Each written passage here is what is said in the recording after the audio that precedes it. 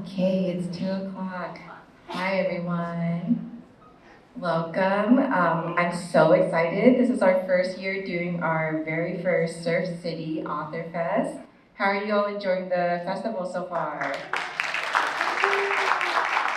All right, well, thank you for being here. Thank you for giving up your Saturday afternoon to join us on our discussion. I'm so excited to hear about these authors talk about their Orange County roots and how they transform their stories. I'm going to give it up over to our moderator, Mary Camarillo, soon to introduce our authors. And I do want to mention that if you want to chat with these authors afterwards, they will be going back up to the book fair in the roundabout in front of Central Library here. And you can buy their books and get it signed and or continue the discussion with them after.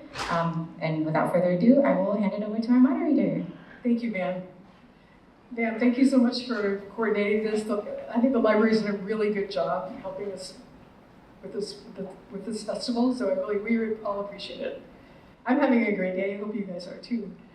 I'm Mary Camarillo. I'm the moderator for this panel discussion called Surf City Under the Surface.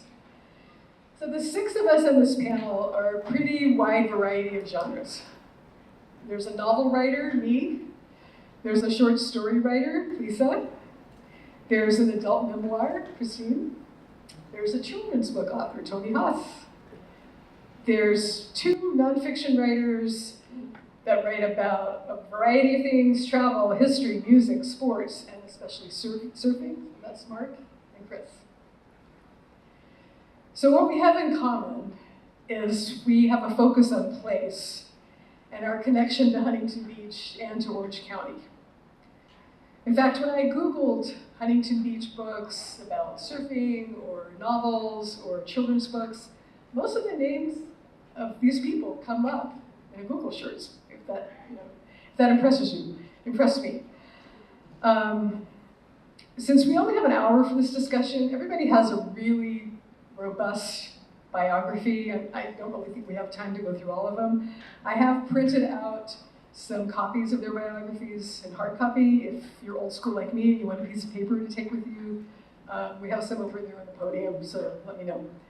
Otherwise, you can go online. All the biographies are online as well. So the idea, I have some questions I'm going to start throwing out. I really just want to have a discussion, so let's just see where this goes. I've lived in Orange County since I was 15 years old. My father got transferred from North Carolina to California. And when we drove across the country, we were all sure we were going to be living right on the beach next to the Beach Boys. And we would meet all kinds of celebrities. Well, we ended up in Fountain Valley. So California has kind of confused me ever since. I think everything about a writer, about their life, their education, their social position, their assumptions about the meaning of life, and especially where they live, impacts their observations and conclusions and bleeds over into their writing. So my first question is, how does the place where you live inform your writing? It can be free for all, or I can just go right down the line, whatever moves you. I feel like everyone looked my direction. I don't know how much it informed my writing, is that it's definitely a part of my story. I mean, growing up here, I met my first husband on the beach. I spent summers every summer on the beach. Unlike you, Mary, our family actually landed in Huntington Beach when we moved here. So I grew up here in the 70s. So the beach was always just a part of my life. So of course in a memoir, there's many mentions of the beach, being at the beach with friends. When people read my book, they often say, oh, I recognize so many places, which makes it kind of cool to read a book. But yeah, it played a big role. And then a specific place on the beach that played a role is the beach path. I walk on the beach path, and I would say the beach path is even a character in my book. It's where a lot of my stories began. It's where I thought where I ruminated a lot about my stories before I wrote them. And then that's sort of that path ideas kind of followed me through my story, and even when I moved to other places outside of Huntington Beach. I remember the day we moved to Huntington Beach in 1999, the trucks didn't arrive in time, so we had time to kill, and I drove down to the Bolsa Chica wetlands. We took a little walk, and there was a sign there that indicated there had once been a place called the Bolsa Chica Gun Club, which I thought was just an intriguing name. And it didn't say a lot about it. And I looked it up later on and learned about it. He says palm trees out in the distance in the bluff at Warner and PCH if you look out. And when I started that place, the gun club informed me a lot as a nonfiction writer because of so much that came out of that.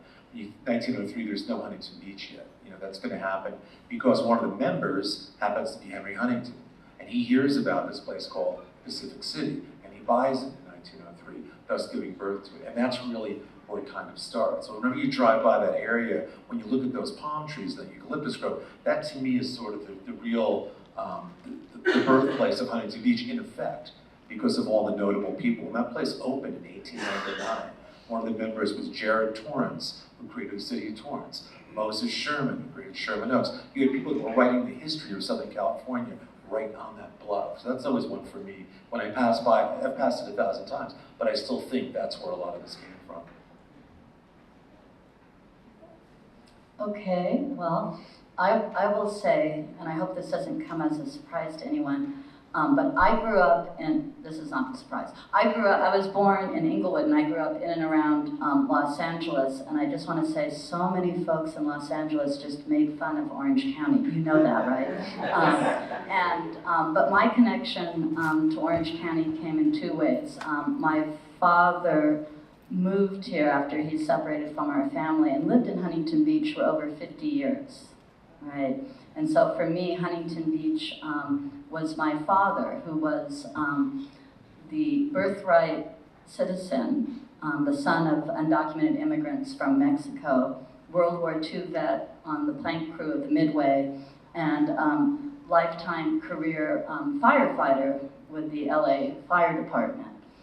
There's a little cameo of him in his last days in a short story in my collection called Manuel, right? Which is a story that starts in his days coming back to Los Angeles after World War II.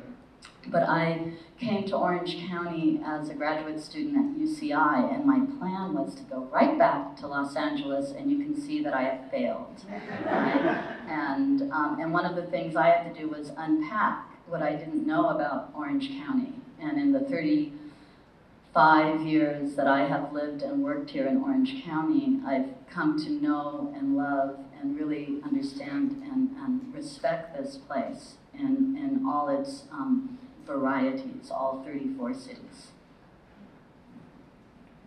I lived in Huntington Beach since 1989. But my connection didn't start then. It was much earlier, because I used to visit relatives that lived in Huntington Beach as a child growing up. And it was just an amazing place. I connected with the ocean and the feeling of everything.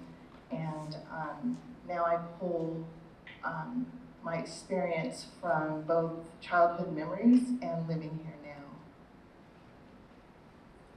now. For me, to answer the question, did it inform it, or how did it inform it? How did HB inform my writing? I would say entirely. It's kind of the whole point of why I'm here. I haven't been here as long as everyone else. Recent transplant, I guess, 10 years ago, came from the Northeast, Connecticut. My fiance is done with the cold and looking for the warmest place in the country.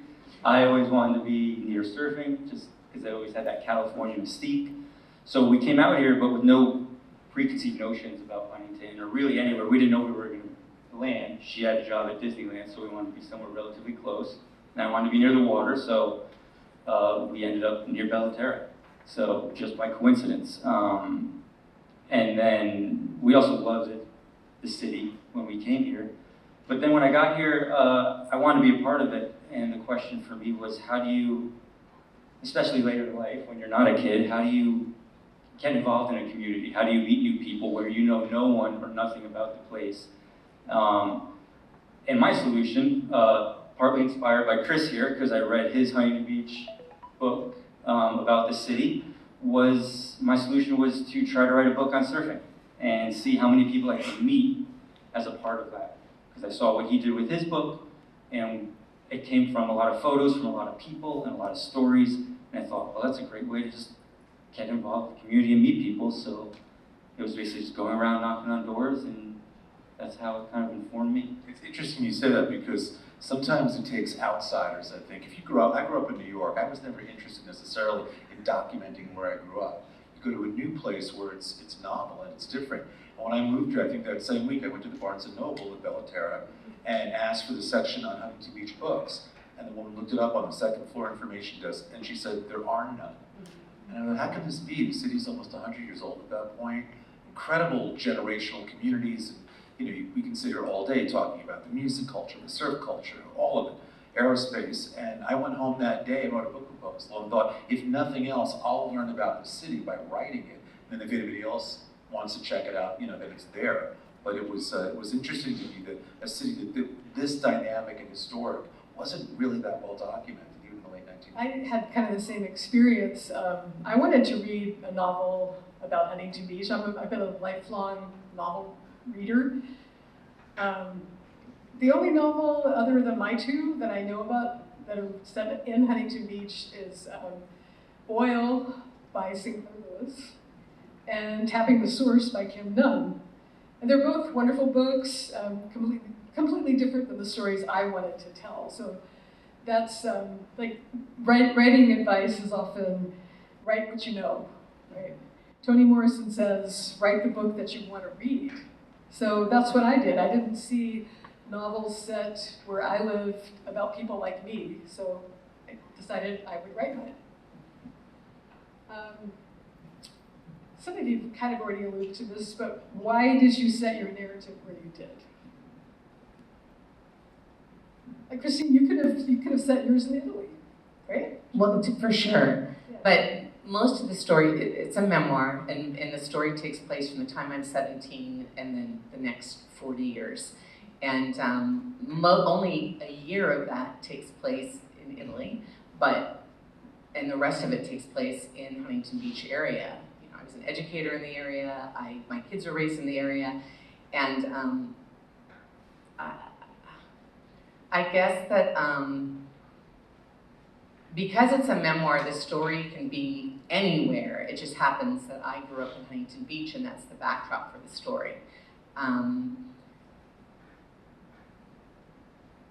can't think of another reason to say. Can you tell me what the question was again, so I make sure that I...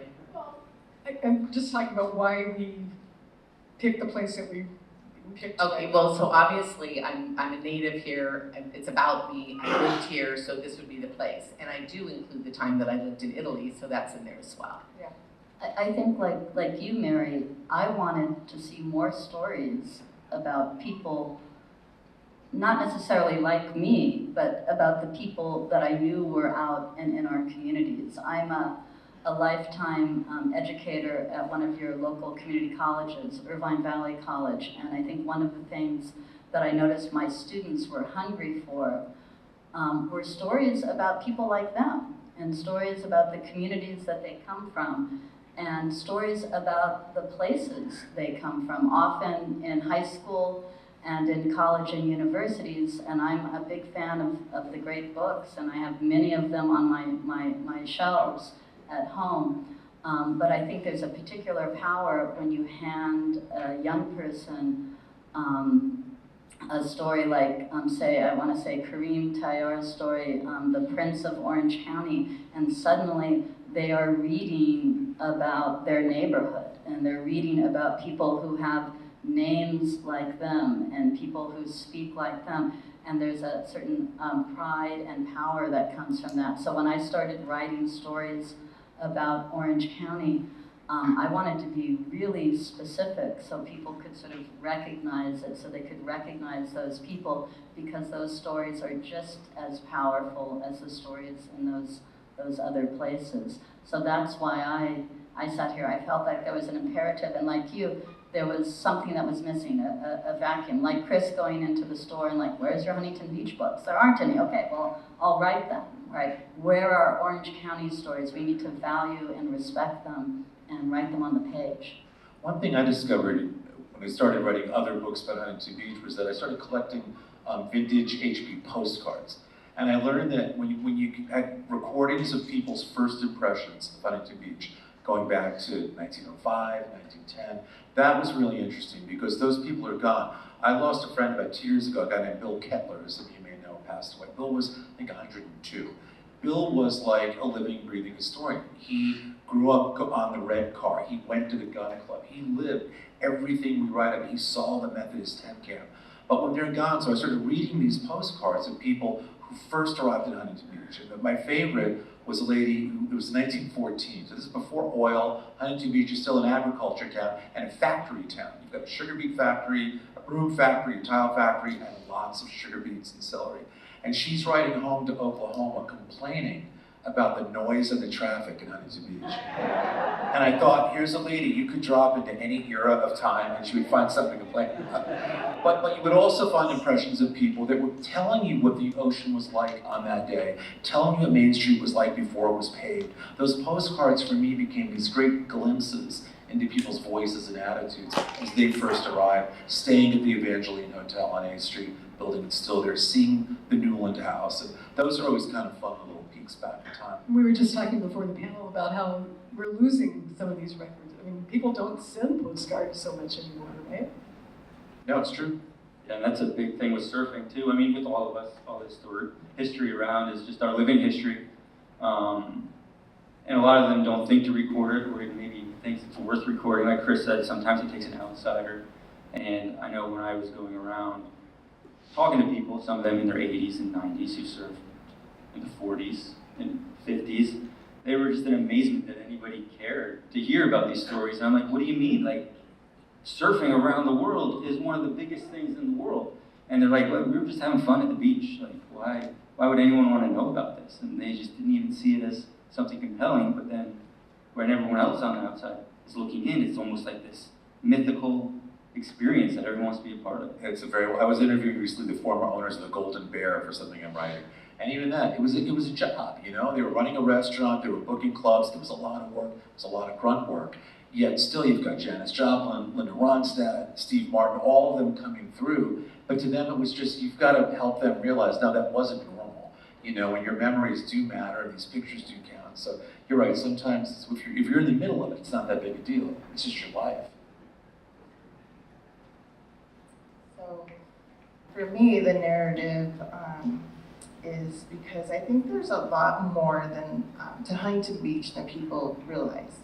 Living here, you start pulling back the layers of the surface and the familiar stories.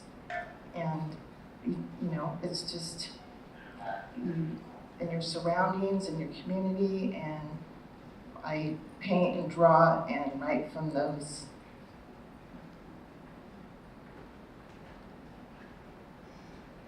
I was about to say, when you were talking, and when all of you were talking, there's a terrific book I sometimes use in my classroom called A People's Guide to Orange County by Gustavo Arellano, Elaine Lewinek, and Tuivo Dang, which really looks at the overlooked histories of Orange County. And it's another kind of sort of field guide to traveling about and finding those places and those stories and telling you the history behind it. And Chris has mentioned that kind of history as well. Like pulling back the layers under the surface.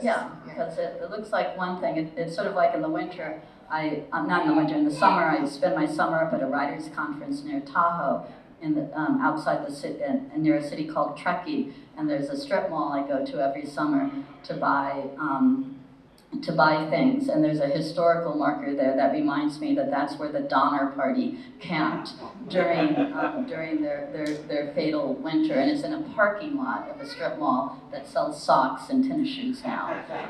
And I always stop there to remember the past, that we're walking on these histories and these stories, and it's a helpful measure in so many profound ways. So true. I mean, as an extension of writing, I do a local TV thing called Hidden Huntington Beach.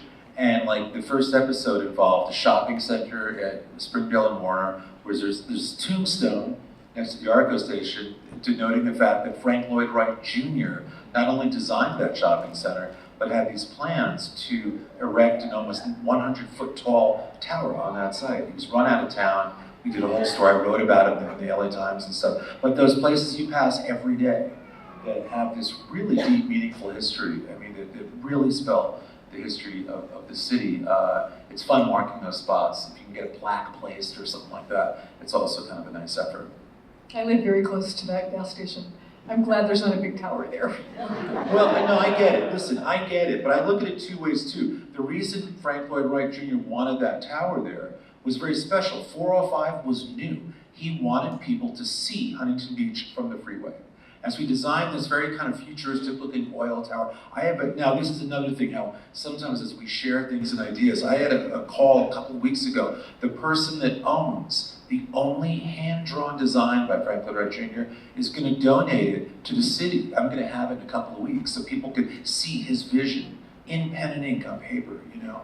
And I get it. At that point, it would have been maybe like a blight or an eyesore, but he was looking to celebrate it. Look, I spoke to Lloyd Wright's son, Eric, before he passed, and he said, the words Huntington Beach in my family were not good. They ran my dad out of town in tears, you know, but there's drama in this city that really is astounding. I mean, look, Orange County is made up of 34 cities. I think we're all a little bit biased in terms of which one has the most gravity and drama and beauty and all those things. But I think you could make a case that Huntington Beach really is, in many ways, the thematic backbone of Orange County. I mean, there's a lot here that other, you know, the transition from agriculture town to oil boom town to aerospace and everything in between, it's significant.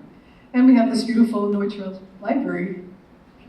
Think of where we're sitting right now, exactly. Exactly.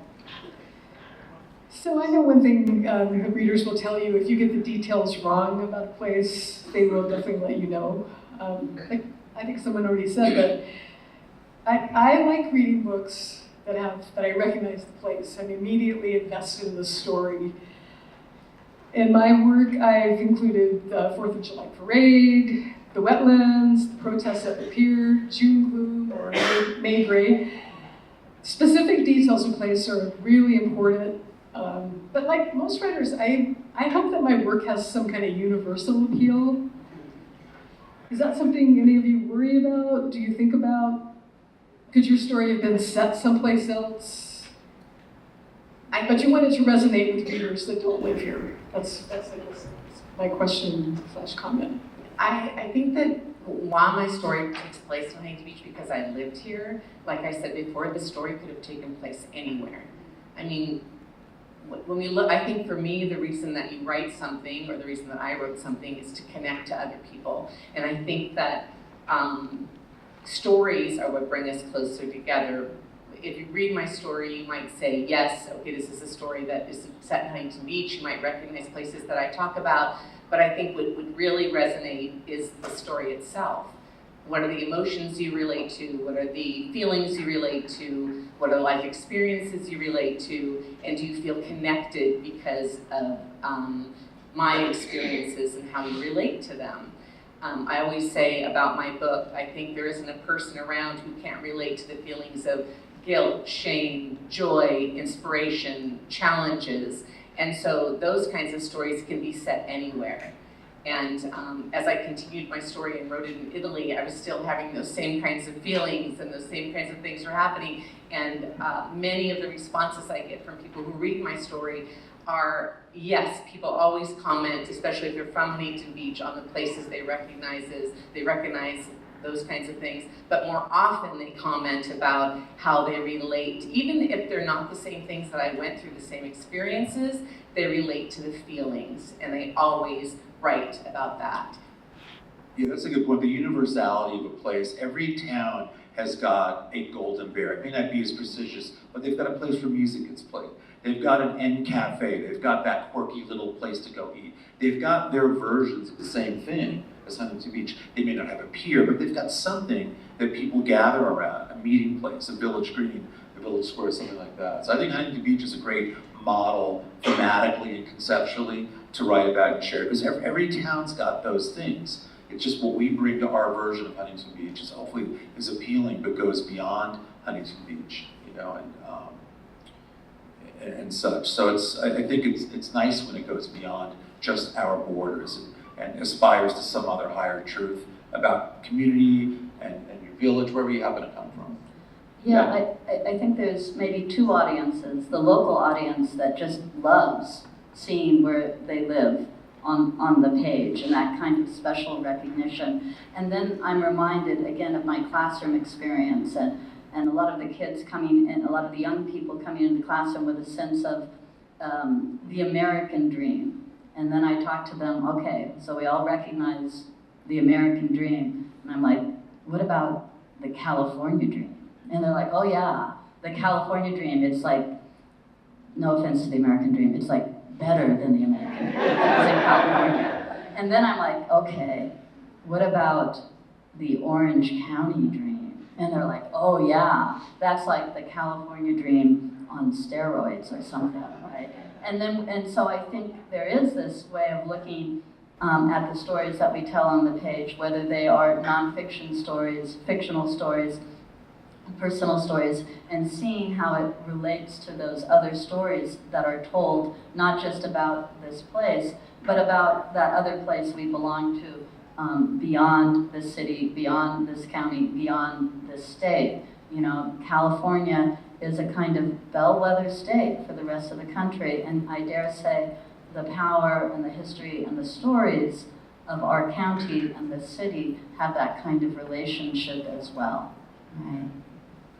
Yeah, I would say, actually speaking of Christine's book, in reading that, something similar experience, because personally I can't really relate to all the stories that you tell in yours on a personal level. But I did enjoy, like, I'd read through it and I'd see the places that you'd mentioned and all those I could recall in Huntington Beach and everything like that. And this first chapter in particular that I hear is a crazy roller coaster of a chapter of emotion that you go through personally and that you have to deal with on so many different levels. And I love the very last sentence of that chapter is all the stuff you've gone through, after everything you've gone through. The line is, but my kids were excited that they would eat fast food. So like, everything that happened to you almost would take a back seat because at the end of the day, the kids want fast food. And I don't even have kids, but like just reading that just at an emotional level, from some level, you can just relate to that on every level. You're my new best friend. But you can also, when doing this, you can help people just reimagine the city as well. We know what it looks like today. Some of us have a good idea about the 90s and the 80s and all that. But like whenever I drive down Warner, say, by the Ralphs there by Bolsa Chica, where Meadowlark Airport used to be, and you think about what that was like, and then you get to the golf course a block down, and we did an episode of Huntington Beach there, discovered Native American artifacts there. So then you realize 10,000 years ago where you're driving, there were enclaves of Native American all there. It wasn't just by the beach, it was all throughout the city. So for me, so when you start really dialing back just these layers of what was here, what was here, what was here, all of a sudden you just don't look at it the same way anymore. You know what's underground, you know what's 2-3 feet under the surface. There are so many incredible things waiting to be discovered. And the memories in those areas. I mean, the Meadowlark Airport alone, many of you I'm sure went there and ate at the Meadowlark Cafe. And that's gone now, it's all gone. But you have memories of it, there are great photos of it, but soon those are going to be gone too. That's why I think it's important for everybody to sort of write your own particular take on passage. I brought a book, I can show it to you out there. I think it's the first memoir ever written in Huntington Beach in 1950 by Tom Talbert, one of the real pioneers of the area. In fact, he signed this copy, which is like a treasure. But come look at it out front. But his recollections of the 1910s and 20s of the area, it's like he wrote them yesterday. He's a really good writer. And this is why I think it matters. I'm glad we're all up here documenting, but anybody can be involved in storytelling and documenting your particular stories, your histories here. And it matters, really, whether you're a formal writer or just somebody that wants a record of where you've been, what you've done, something to pass along. I really encourage it. All along, I thought I wrote the first memoir. Pardon? All along, I thought I wrote the first memoir. Now I know. So the question is, can your story be written in a different place?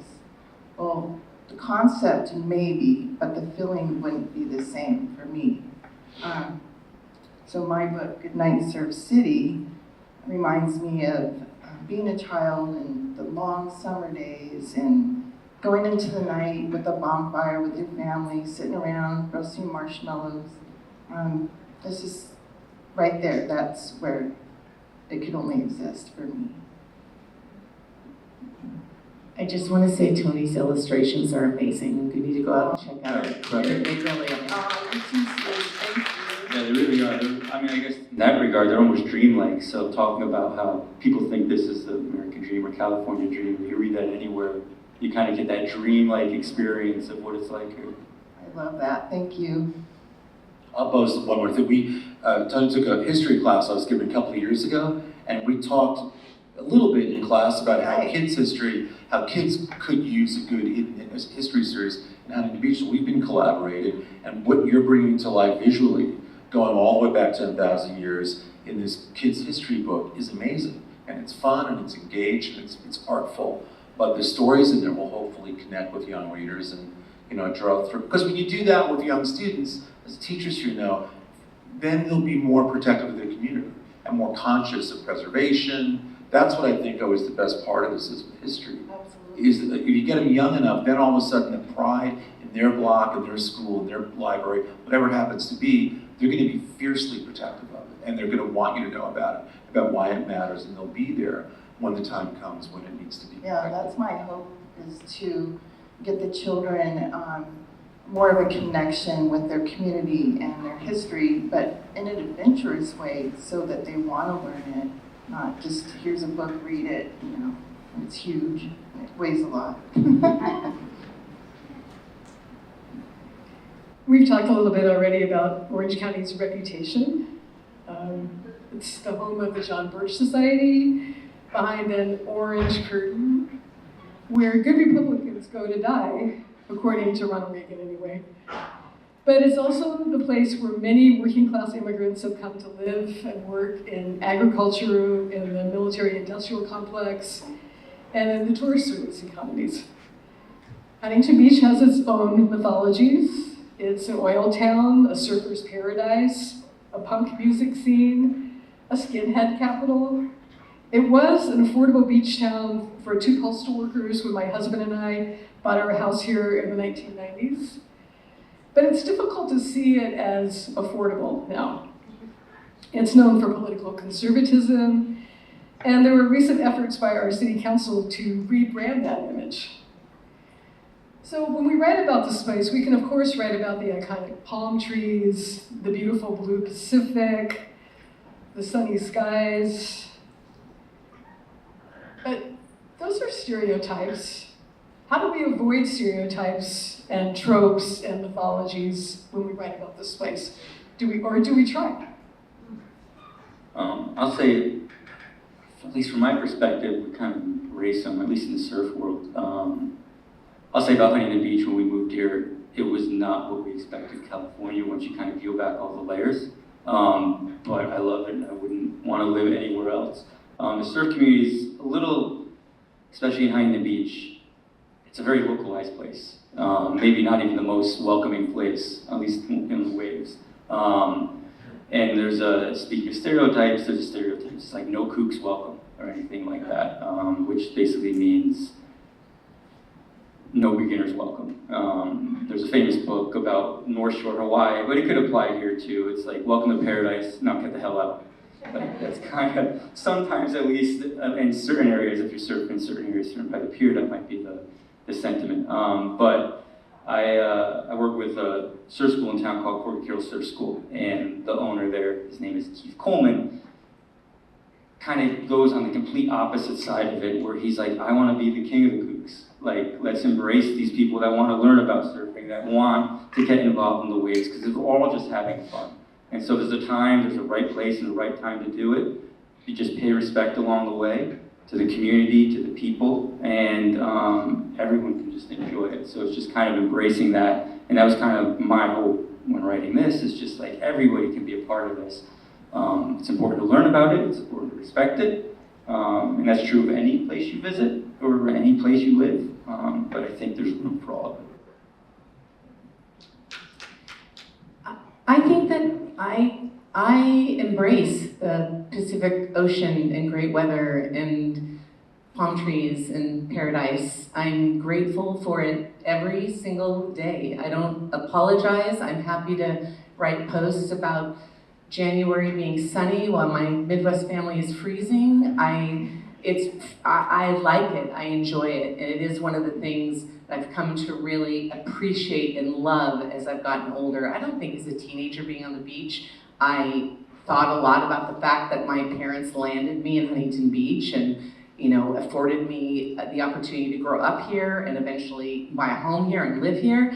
And I think I took a lot of that for granted. And I think now I find myself exploring parts, you know, like Bolsa Chica wetlands and going through parks. And certainly my sister and I, who's here, my walking partner, we've spent miles and miles and miles walking on the trail. And I appreciate it every single day. And I'm happy to share it with anybody who wants to walk there and enjoy our beautiful beach and the ocean. I love it.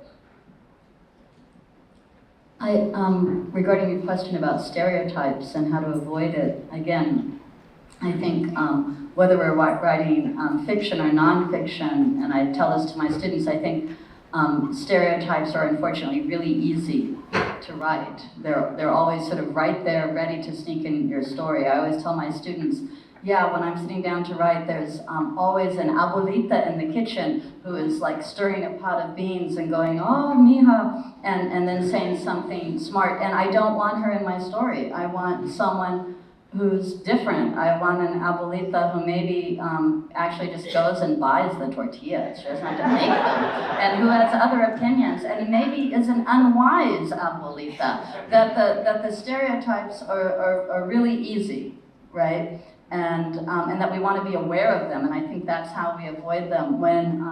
When I edited an anthology about Orange County, which is how I began to love Orange County, because I was discovering its history, it would have been very easy for my co-editor and I to tell the easy story about Orange County, but we felt a responsibility to the county to look for the other stories that were not so easy to find, and to really make an effort to represent as many people as possible that had been to this place and written about it and told their piece of the truth, which might be different or challenge other people's piece of the truth of the county, to tell that larger one. So I think the way we avoid stereotypes, and I had to unpack all those things that I had believed before I came here. The way we avoid stereotypes in our art and in our life is to do the hard work of discovering what the real truth is. I think with me, stereotypes, well, it helps living here, first of all, absolutely. And I paint from and draw from and write from real life experiences, and you know, the light, the way things smell, the ocean, just everything in the community as well, and what I would want kids to see and get excited about, so they have that same feeling that I did growing up and experiencing everything. I mean, I concur with a lot of those things. When I come at writing about the city, it's from a very fact-driven place. So that's, you know, people can make their own judgments about political growth or whatever that happens in the city. I don't live in that kind of opinion world. I like to keep the facts sort of driving the narrative to what I do. You know, cities grow and cities have upheavals. They have lots of tumultuous times. Every city does. It's nothing new. And I think Huntington Beach has grown. I mean, you have to understand, when Henry Huntington purchased Pacific City, his idea was to create a resort by the sea. And I know there's this sort of sometimes counter where if you grow up in a place, you want it to stay the way you remember. That's how I wanted my town. Austin, New York, do the same thing. But there's other designs in place sometimes of how cities grow. And I, you know, even since 1999, I love how the city's grown. I think it's grown in a lot of meaningful ways. The fact that people want to come here from all over the world, I think is amazing. And I think the way we've facilitated that culturally is great. People make it their destination, you know? And yeah, with that, of course, it's gonna get a little more crowded. Price is gonna go, that's the price of admission. You have a city by the sea, a really great city, with amazing people, you know, and wonderful, you know, diverse communities. The Huntington Beach, it's so spread out, you know, that's the thing. You can, if you live in Southeast, I mean, it's like different universes that exist that make up Huntington Beach. I like that. I think that makes it more interesting and community driven, depending on where you grew up or where you live. So you know, I enjoy watching different evolutions of Huntington Beach. I mean, look, I believe in sort of responsible development. You don't want a place to become overwhelming to a point where you can't enjoy it anymore. But to me, the secret is always that beach is not developed. There's that one place that snuck in. I forget the name of it. That's the one that kind of got it under the wire. But outside of that, go find me a place in Southern California that's got 7 or 8 miles of uninterrupted sand. You know, that's the win. You know, so you're going to have other things that get built and some really nice hotels and things that accommodate people that come in. But as long as that beach is safe, and that was thanks to people like Shirley Detloff, these other, you know, you talk about great stories that came out of the 60s of the women's group that started with the League of Women's Voters and, you know, morphed into who protected the wetlands and all that. There were some amazing stories here that are activist stories happening in the 60s that are still kind of untold in a weird way. That's something I would like to get into more, is unpacking. That's a good segue, Chris. So what other stories should we be telling about this place? I think that's a big one. I think the activism that, when the gun club was torn down in 1964, the idea was to put a marina there, and I mean a major full-scale commercial marina. At the same time, there was going to be, you know those domes down in San Onofre? Well, there was going to be something called Balsa Island, right at State Beach. I've got the original artwork at home that was drawn showing the causeway and the 2 giant structures out in the ocean. That almost happened, where you would have had a nuclear desal plant there. But those things were avoided because there was an environmental spirit that cropped up very quickly by necessity and in part design at that time. And it's a really cool story. And again, it's this group of women that primarily led the way on it initially. Margaret Carlberg, a lot of people who did so much. Norma Gibbs, of course. And that's something for me, in a long form, I would like to get into at some point. I've done a lot of sort of mapping out and outlining on it, but that's one that I want to get into the work sooner than later.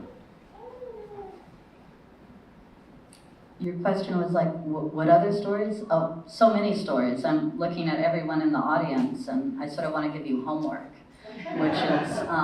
which is to find those places in your neighborhood, like what Chris was talking about, that have been preserved or challenged by people. In the stories in my collection, Some Final Beauty, a lot of the characters are activists, right? And the 2 Orange County stories feature people who are moved to engage in what I would call civic engagement, because they care so much about their community and they want to preserve things.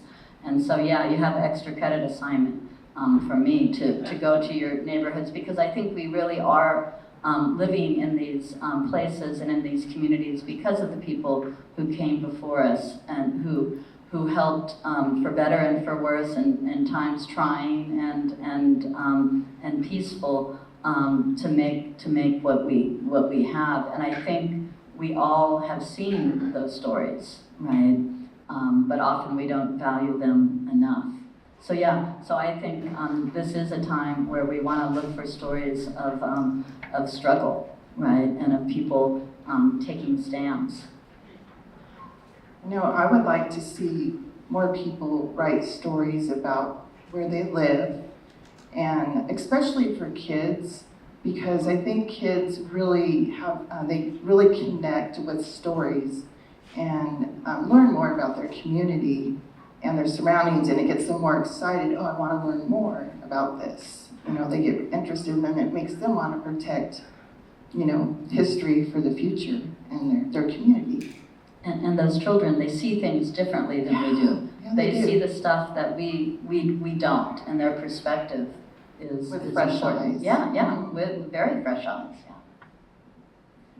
Along those same lines, I would say that my family moved here in 1969, and I feel like I tell a lot of, personally, not necessarily my writing, but in meeting people, I tell a lot of the old stories about Huntington Beach. I know all the old stories, all the old downtown stories, my growing up, all of that, but I don't really know the news stories. Like the news stories need to be written.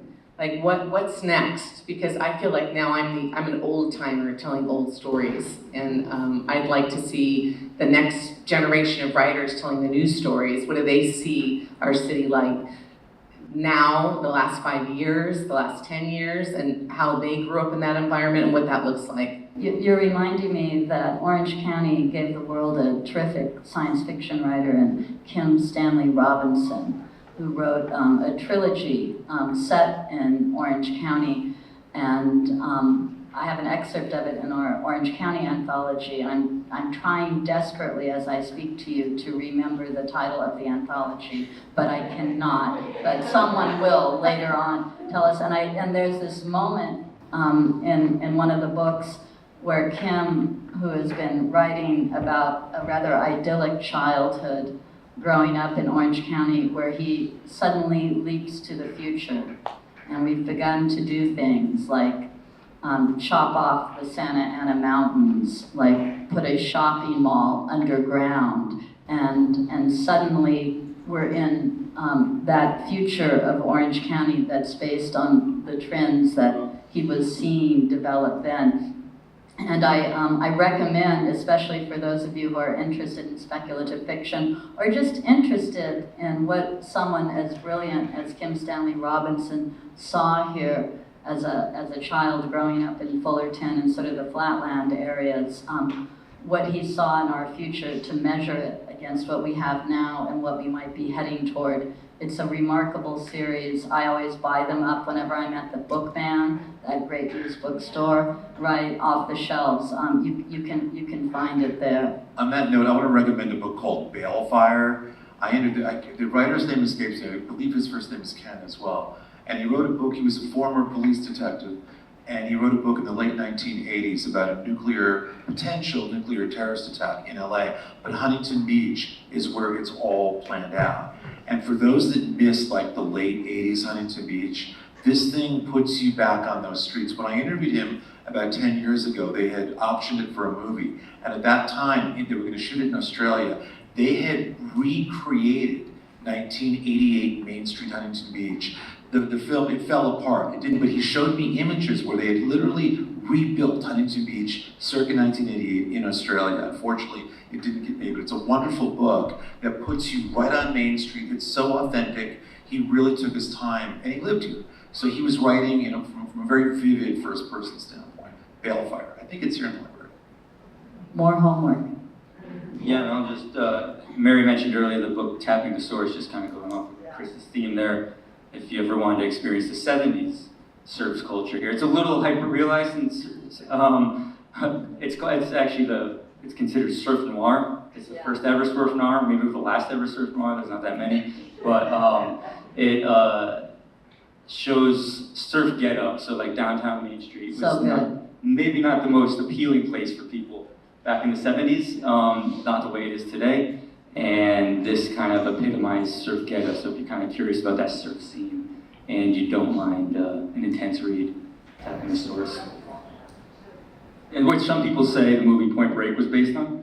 I won't say. But it's not in Huntington. Yeah, I don't know if I'll say that's the case or not too, but also a very good watch for other reasons. So I want to save some time for questions from the audience. One more question. I think everybody feels that these times are kind of fractured and distracting. So I wonder if that impacts anyone's writing. Do you get stuck? What do you do when you get stuck? I tend to switch to poetry or write an essay or write a newsletter. So are you distracted, and what are you doing to undistract yourself? I take a walk on the trail. I'm on the bike path. That's where I always am. Whenever I need a break from my writing, I need to think, or I need a break from the world. I keep telling people, turn off the news and talk to your neighbor. I mean, we are more alike than we are different. I just will say that again and again and again. And writing's a good escape from the noise of life too. I don't know how you all feel, but anybody else here that writes, but I think that's a great way to escape the tumult of things. And things that you mentioned like writer's block. I wrote a book about memoir writing, and there's students here I know that we've been in classes together and stuff. But writer's block to me is sort of a misnomer. To me, I don't know how any of you feel, but to me, when you hear writer's block, to me that's just your body and mind telling you you've written enough for that moment. You just need a break. You need to recharge and replenish and go to something else. And it's rather than write your way through it, like I know some people like to try and do. For me, it's just a sign that says you've maxed out to that moment. Now go do something else. And it'll recharge you. Yeah. No, for me, it means that I don't want to write about the thing that I'm supposed to write about. It's like doing the piece of art you know you should be doing for commission, but you do something completely different. Yeah, also art for me is more of decompression time to draw and paint, and I'm able to lose myself in that and decompress, and it's meditative and I love it. Okay, I'll be the different voice on that. Art for me is not an escape. Art for me is confronting the world. And art for me at these moments that I just want to say are terrible, trying moments is a way of gaining my power in a world and in a historical moment that seems really intent on denying me power and hurting people I care for and love. So I am trying very hard to keep my eye on the world and to bring that into my writing. And I say that as someone who teaches primarily students who go home to mixed status families, students who themselves do not have legal status in this country, and students who have already lost parents during these last few months. So I'm trying, even though it's hard for me, to keep my eye on that because it's harder for them. So what I find myself doing now is trying to write exactly about that in a truthful way, which is why I'm speaking about it today and anywhere I go. Because I cannot drive by downtown Santa Ana Courthouse, folks, without remembering a morning I spent there with one of my students and her mother and her brother because her father had been kidnapped that morning at 8:15 in Rancho Santa Margarita and was by the end of the day in Mexico. And then who told us that there were 200 people just like him in that basement. And so that's what I think about these days. Those 200 other people and what's going to happen to them. So it's hard, but that's where I go. I guess on that, you kind of answered it there, Lisa, but I'd be curious, like, where everybody here draws their inspiration, like their process, like from that inspiration. Like, I'm always interested in how people write and other writers. So I would love to know how you guys, like, where that inspiration comes and then the process of actually writing. I think my inspiration comes from trying to figure out people I don't understand. Just, I'm trying to understand, trying to find humanity and empathy, and I know that sounds naive, but I really believe in empathy. Mary's book, Those People Behind Us, is exactly a great exercise in empathy. And I think I get my inspiration from something that's certainly strong in her book, which is place, right? I try really hard not to write about myself a lot. I'm interested in other people. And so one of the things about learning about Orange County is to imagine the stories in a particular place that I find powerful and begin there. So that's part of my process. Sort of like that Donner Party monument in the Back parking to the Donner lot, Party. right? Yeah, back to the Donner Party, man. But yeah, that sort of story. What stories are from these places and these people, and that freshens up the process for me. For me, it's untold stories. It's looking for things that either haven't been told, or if they have been told on some level, finding some way in some perspective that's unique that people haven't looked at before, just to illuminate where you come from, what may have happened in your community that's affected something, hopefully significantly. And we're surrounded. There's 2 trees on 8th Street. I can't unlook at them. When I learned years ago that if you look at all the palm trees on 8th, they're the same, but for 2 that are really tall. And I sat there at the base of those one day with a guy, Leroy, he was about 88 at that point. And he told me how those were planted by his dad the day he was born to welcome him into the world. Of course, his house had been right there in 1918, whatever he was born. And it's like, those trees are different. You know, they mean something. They were planted by a father more than 100 years ago, and they stand today. I like things like those anomalies that tell some piece of story. Again, those palm trees by the gun club, they don't belong there, they're not native. They were brought there to beautify the area. The eucalyptus trees were brought there to bring trees in and create firewood. Everything had a purpose, but they're not native, but they tell a story. The trees are immigrants. They are. Is what I say, and yet when we look at those palm trees, even though they're immigrants here, they're the symbol of California. They've become native, right? They've become part of who we are. They become the symbol of that California dream. And they came from elsewhere, brought by people who wanted to come here and make their lives.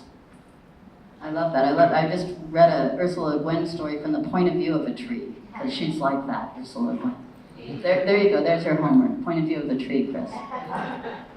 I would say that I've been more compelled to write.